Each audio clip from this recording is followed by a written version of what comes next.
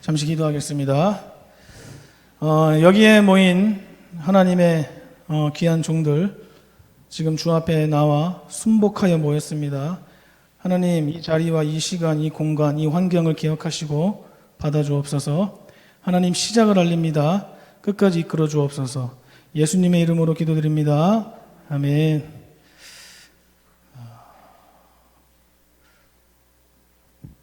여기서 한 1.5m요? 그죠? 밖에 차이 안 나는데 엄청난 차이가 있네요. 여기서 이렇게 말씀을 전하는 게요. 참. 이렇게 여기 올라오는데 딱 꼬박 한 19,000년 걸린 것 같아요. 별거 아닌데 여기서 여기 오는데도 굉장한 느낌이 다르고 말씀 선포에게 하나님이 임하시는 게 굉장히 틀립니다. 어찌 설명이 안 돼요. 저는 오늘 제가 미리 사실 이거 1년 전에 제 남유다왕에 대해서 역대하 공부를 하면서 설교를 준비하면서 다 해놓던 건데, 오늘 이 시대에 하나님이 위기에 봉착했을 때 크리스찬들에게 주는 큰 메시지가 있더라고요. 뭐냐면 코로나로 인해서 한국만 힘든 게 아니에요. 그죠? 여러분 네이버 캐시고 구글링 몇 번만 하면 전 세계가 난리도 아니죠. 우린 그것을 위기라고 합시다. 위기. 경제도 그렇고요. 교육 수준도 굉장히 낮아졌다고 하는 기사를 제가 굉장히 많이 봤어요. 코로나 전염병이 있으니까 당연히 백신의 문제는 따라오겠죠. 백신을 맞아도 돌파 감염이 되고요. 맞고 나서도 부작용으로 죽는 사람들이 있다고 하네요. 또 여기서 참 신기한 게, 우리 마음이 갈라지기 시작하니까 사단이 틈타는 게, 맞는 사람들과 안 맞는 사람들이 의견이 충돌돼서 또 싸우고 또 마음도 가르고, 전 세계가 이런 위기에 빠져 있고 여러분 이런 혼돈의 세계에서 우리 함께 살고 있습니다. 결국에는 해결책이 뭐냐? 2년 동안 숨어 지냈더니 해결책이 뭐냐면 위드 코로나라는 아주 엄청난 제목을 갖고 왔어요. 전 세계가 전염병을 못 잡고 예방도 못하고 자꾸 퍼지고 백신을 1차, 2차, 3차, 4차, 5차. 여러분 앞으로 이 정도 상황이면 제가 보기엔 죽을 때까지 코로나 주사는 한 100차까지 마셔야 될 거예요. 결국에는 질병을 못 잡고 2년 동안 우리가 숨어서, 결론은 결국에는 위드 코로나 안고 갑시다. 자, 그러면 여러분, 우리가 일반 사람도 아니고요, 하나님 나라의 신분을 갖고 있는 굉장한 사람들이에요. 그죠? 여러분, 하나님 백성이잖아요? 그걸 영어로 하면 크리스찬입니다. 다 알고 계실 거예요. 자, 그러면 우리가 고민해 보는 거예요. 크리스찬이라면 어떻게 하셨을까? 우리가 어떻게 해야 될까? 세상이 말하는 법 말고 여러분, 기독교 아니에요. 기독인이라면 여러분 어떻게 하셨을 거예요? 어떤 식으로 우리가 극복을 해야 될까요? 자, 극복하고 다음 넘어갈게요. 그럼 위기를 우리는 어떻게 받아들여야 되는 건가요? 우리가 크리스천이라면. 제가 오늘 설교 제목도 그렇고요. 조금 튀어보려고 찐이라고 했어요. 찐. 제가 저 말을 몰랐습니다. 모르다가 아이들이 사석에서 어떤 사람의 노래를 부르면서 춤을 추더라고요. 엄지손가락을 내밀면서. 그게 알고 보니까 트로트요? 그죠? 트로트에서 굉장히 유명한 사람인가 봐요. 이름은 몰라요. 제가 TV가 없어서 잘 모르는데 아이들이 다 알더라고요. 근데 거기서 보니 찐이 무슨 유행어처럼 이렇게 됐는데, 진짜 이거 진짜 최고 뭐 이건가 봐요. 오늘 설교 제목도 그렇고요. 특별히 사람 관계에서 보면요, 위기가 올 때 그 사람과의 관계가 찐인지 진짜인지 알게 될 수 있습니다. 조금 구별할 때 돼요. 사람이 잘 나갈 때가 아니라 어려울 때, 고난당했을 때, 저 사람이 정말 도움이 필요할 때 외면하는 게 아니라 찾아오는 사람이 찐이다. 저는 그렇게 생각해요. 자, 그러면 우리가 적용해 보는 겁니다. 그렇다면 오늘 이 코로나로 2년 동안 위기를 겪고 있는 전 세계를 걱정하지 말고 우리 교회만 봐도 위기를 겪고 있는 우리 기독인들에게, 참 아름다운 기독인들에게 우리에게 찌는 뭔가, 우리에게 진짜가 무엇인가? 답은 나와 있죠. 피하고 숨는 게 아니라 어려울수록, 위기가 올수록 주님을 전하고 찾는 겁니다. 동의하시면 아멘 해주세요. 이렇게요, 위기를 만나면 찐이 진짜가 드러나게 되는데요. 이런 말이 있어요. 출처를 몰라요. 자, 우리 수업 시간에 제가 신대원 다닐 때 한번 띄워주세요. 뿌리. 예. 출처를 하도 찾았어요. 누구 출처인지. 제가 쓴 거라고 거짓말할 수 없으니까 하도 찾았는데 없는데 한번 같이 읽어볼게요. 읽어봅시다. 시작.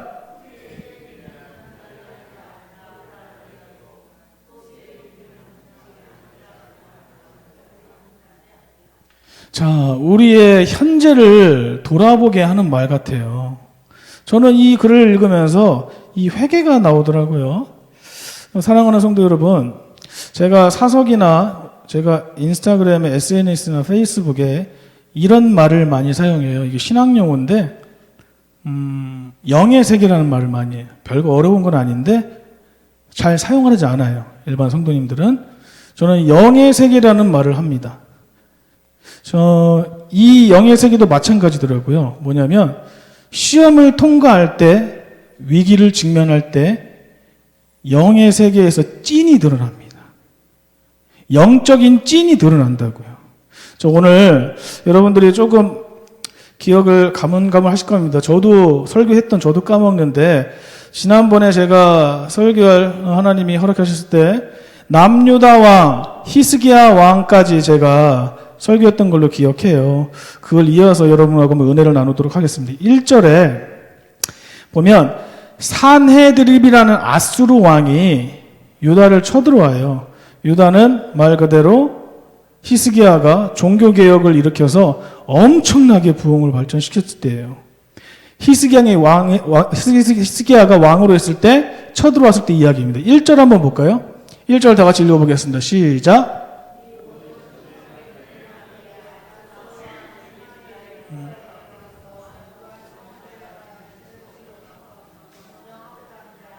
그래, 이 말씀이 참 여기서부터 핵심입니다. 이 32장 1절부터가 이해가 되려면 집으로 돌아가셔서 역대하 31장을 꼭 읽으셔야 돼요. 30장, 31장. 그때까지는 히스기야가 성벽을 고치고 하나님의 말씀으로 다 세우려고 모든 걸 다 해놨어요. 종교개혁을 일으켜서 많은 걸 일으켰어요. 그게 31장 마지막 절까지 그렇게 되어 있어요. 근데 32장 1절에 참 안타까운 말이지만 뭐 하냐면 충성된 일을 다 한 후에 히스기야가 모든 걸 번성하게 다 만들어 놓은 후에 하나님의 백성으로서 성공적으로 다 올려놓은 뒤에 전쟁이 시작돼요. 참 아름다운 개가 영적으로 또한 수적으로 한참 부흥할 때, 여러분 사업이 여러분 각자 위해서 한참 부흥할 때, 각자 젊었을 때, 혈기 한참 왕성할 때, 그때 시험이 오는 거랑 똑같은 거예요. 저는 그래서 두 가지를 여러분들한테 제안하고 싶어요.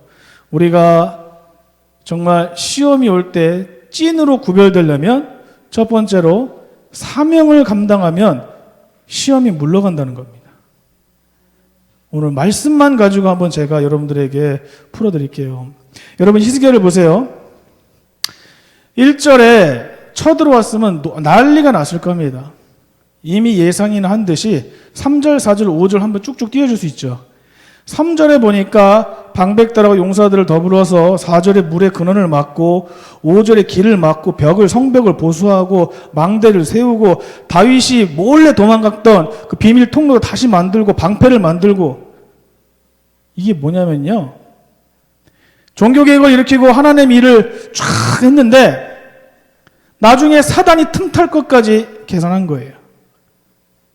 히스기야는 하나님의 복을 누림에 있어서 사단이 틈나면 역사한다는 걸 누구보다 잘 알고 있었어요. 그래서 히스기야는 사명을 감당하면서 시험하는 걸 누구보다 잘 알고 있어서 하나님을 주신 축복을 누리는 데만 집중한 게 아니라 사단이 공격하는 걸 방어하는 것까지 전부 준비하는 겁니다. 이게 적절한 비유인지 모르겠어요. 최대한 쉬운 걸 하려고 갖고 왔는데, 여러분 밥을 안 먹고 살 수 있는 분 계세요? 밥을 안 먹고 못 살잖아요. 그죠? 어떤 우리에게 잉여 칼로리가 있어야 그걸 가지고 소비를 할 수 있는 거예요. 에너지를 낼 수 있고, 그죠? 자, 근데 우리가 끼니마다 배가 산만하게 배부르게 먹을 때만 생각하면 어떻게 될까요? 몸에 병이 오고 살이 찝니다. 그래서 살찌는 것을 생각해서 우리가 움직이고 운동하면 살찌는 걸 방어할 수 있습니다. 너무 쉬운 이야기죠. 이렇게요, 우리가 예수를 믿으면 복을 얻어요. 우리가 예수님을 믿으면 복을 받습니다. 또 심지어 엄청나게 누려요. 우리 지금 마음껏 누리고 있잖아요. 그런데 우리가 오늘 생각해 볼 것은, 누릴 것만 생각하면 아무리 큰 믿음도요, 넘어지는 걸 제가 신앙생활 얼마 하지 않았지만 엄청나게 목격했습니다. 당대 최고의 청년 사역자라고 했던 사람이 앞에 있는 큰 믿음만 가지고 누리는 것만 생각하다가 사단이 틈탈 때 한 방에 넘어지는 걸 많이 목격했습니다.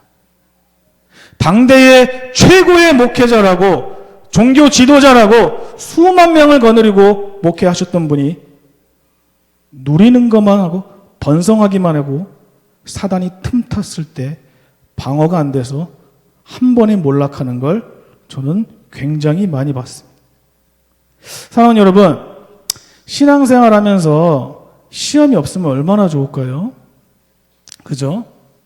도대체 왜 시험이 올까요? 그냥 이대로 행복하고 누리고 천국 갔으면 좋겠는데 왜 이런 시험이 올까요?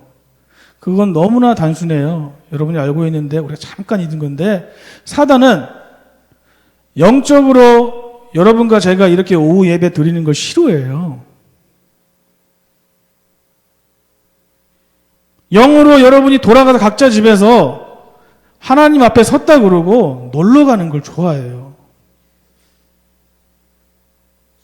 우리 마음이 중요하다고 밖에서 그냥 먹고 마시는 거 너무 좋아해요. 그게 속임수예요. 두 번째로요, 사단은 우리가 하나님의 주신 사명을 감당하지 못하도록 낙심시키는 게 그들의 사명입니다. 믿음을 꺾어 누르는 게 그들의 직분이에요. 그들의 사명이고요. 제가 참 아름다운 교회에서요, 만 9년 만에 전도사에서 목사 안수 받을 때 사단은 견디지 못했을 거예요. 저놈 새끼 꺾어놔야 되는데. 분하고 괴로워했을 거예요. 여러분 잘 아시는 마태복음 4장을 한번 기억해 보세요. 사단이 예수님을 언제 공격해요? 공생애를 시작하려고 할 때 공격합니다. 이렇게 시험이 올 때 영적 실력이 우리 안에서 개개인마다 드러나는 거예요. 그럼 믿음이 연약하면 어떤 현상이 일어나요? 믿음이 연약하고 영적 실력이 성숙도가 부족하면 어떤 자그마한 문제만 받아도 분노해요. 굉장히 짜증을 내고요. 온갖 비난을 하고 심지어 원망을 합니다. 크리스찬이라는 신분을 가지고. 그런데 신앙의 고수는 어떨까요? 사명을 감당하고 있는 거 우리는 알아요. 하나님의 백성이니까. 어떤 문제에 직면했어요. 우리 스스로도 감당하기 힘들어요. 근데 하나님의 백성들 어떻게 반응해요? 사단의 공격이라는 걸 직감하는 거예요. 여기서 속으면 안 돼.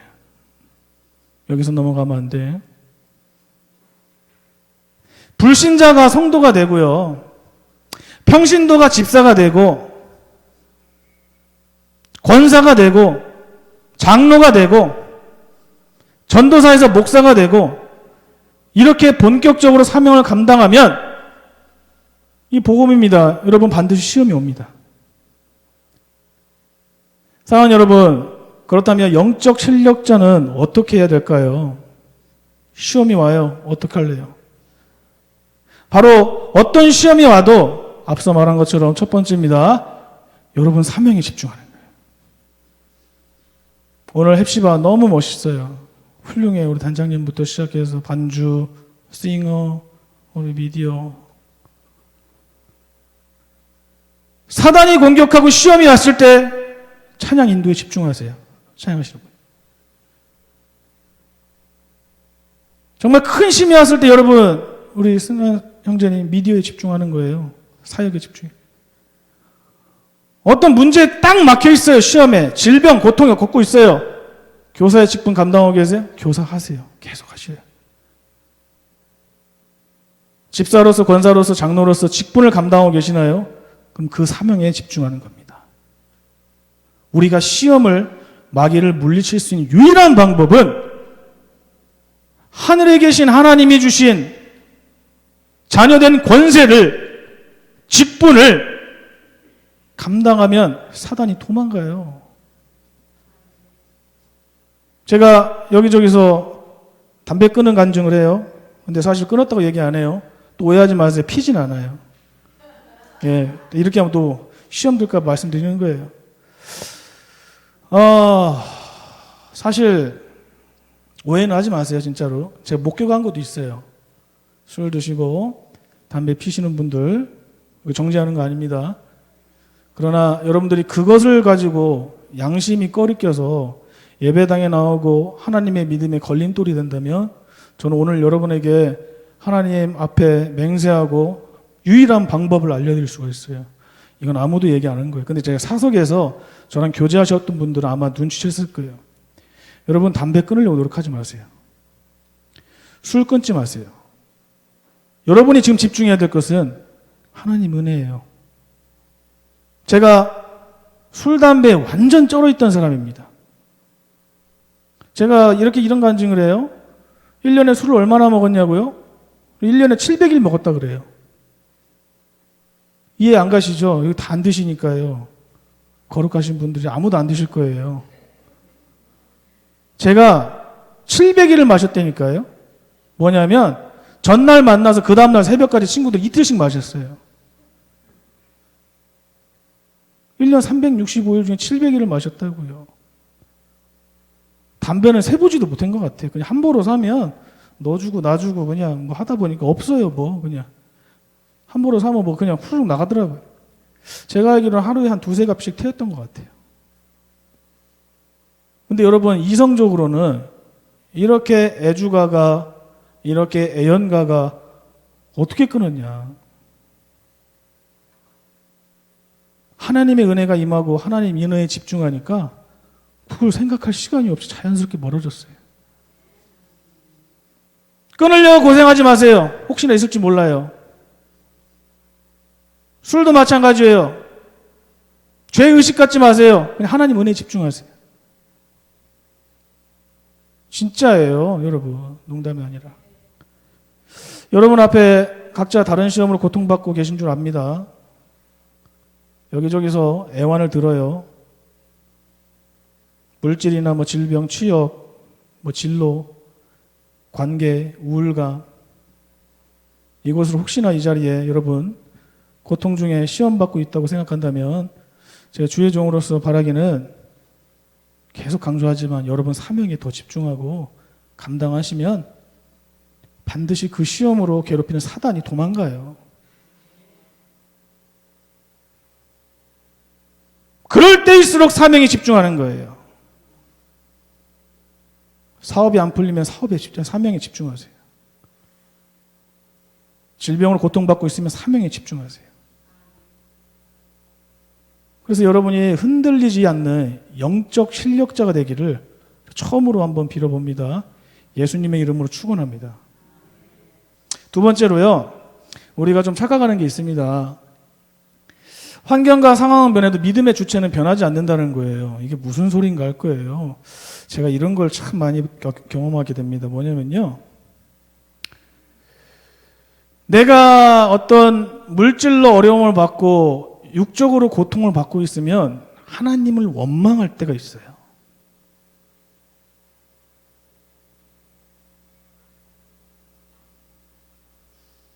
하나님은 지금까지 수천 년부터 태초부터 한 번도 변하지 않으셨는데 나의 환경과 조건 때문에 하나님이 변하시는 거예요. 오늘 역대하 말씀 볼 건데요. 히스기야가 고백합니다. 7절 8절 그대로 한번 읽어볼게요. 7절 8절 그대로 한번 읽어보겠습니다. 시작.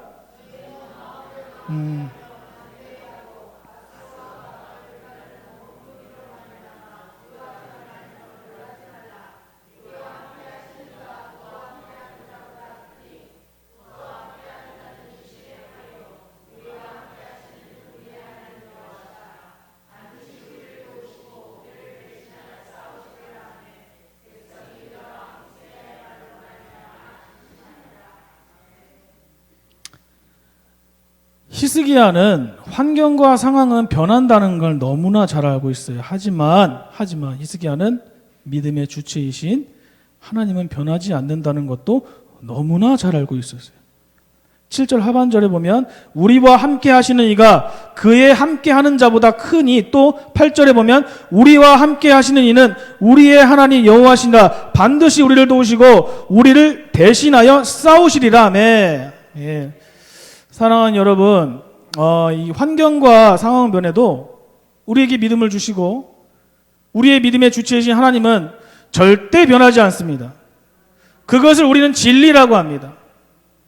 이러한 이유로 사단은요, 저와 여러분 가운데 믿음의 주체이신 하나님을 대해서 가짜 뉴스를 퍼뜨리기 시작해요. 야, 너희 하나님, 능력도 없고 실력도 없고 병도 못 고치고 막 비방해. 하나님은. 사단도 알아요. 하나님이 바뀌지 않는다는 걸. 바꿀 수 없으니까 사람들에게 거짓으로 비방하는 거예요. 거짓말로 계속. 헷갈리게. 11절 한번 볼까요? 11절 한번 띄워주세요. 한번 읽어보겠습니다. 시작.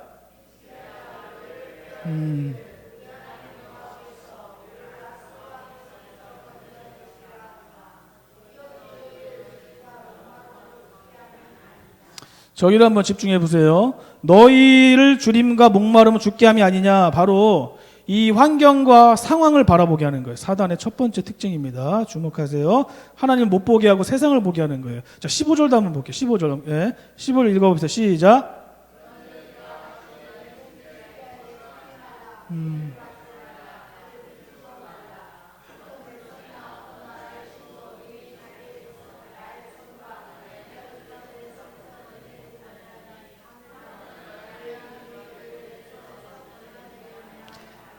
자, 이게 우리가 좀 무미건조하게 읽어서 그런데 비꼬는 거예요. 야, 너의 하나님이 너희를 내 손에서 건져내겠냐?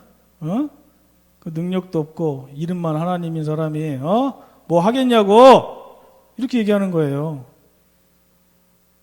하나님을, 진리이신 하나님을 무능한 존재로 만들어버린. 결국 이 믿음의 주체이신 하나님을 비방하고 거짓으로 꾸밉니다. 16절도 한번 볼게요. 16절. 죄송해요. 읽어야 돼요. 읽어야지 이해가 되니까. 16절 읽어 시작.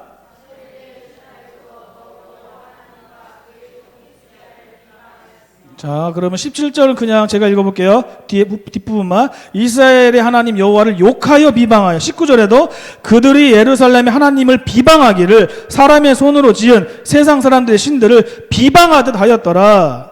자, 사랑하는 여러분, 우리가 여기서 무엇을 알 수 있을까요? 이제 거의 답은 다 온 것 같아요. 어떤 메시지를 주죠? 사단은 우리가 세상과 이성과 환경과 상황만을 바라보도록 합니다. 그래서 하나님을 비방하는 거예요. 이걸 거꾸로 생각해 보면요. 우리가 만약에 하나님보다 세상을 조금 더 좋아한다면, 만약에 더 좋아한다면 그것은 하나님을 비방한다는 것을 동의한다는 것과 포함되는 거예요. 우리가 모르는 사이에 우리 스스로가 사단의 꼬임에 넘어간 것일 수도 있어요. 창세기 3장에 대표적인 예가 나오죠. 사단이 뱀을 통해서 하와를 유혹하는 방법 있죠? 뭐죠? 선악과도 못 먹게 하는 하나님이 그게 신이냐? 야, 너도 하나님처럼 될 수 있어. 야, 어리석게 살지 마. 좀 센스 있게 살아라, 세상. 이러지 않아요? 믿음의 주체이시고 진리이신 하나님을 왜곡하고 비방하는 겁니다. 말씀을 맺을게요. 대부분 시험은 이 사람을 통해서 오는 시험이 대부분입니다. 하나님이 사람을 통해서 역사하시는 것처럼 사람을 막기 위해서 대부분 사람을 통해서 시험이 시작돼요.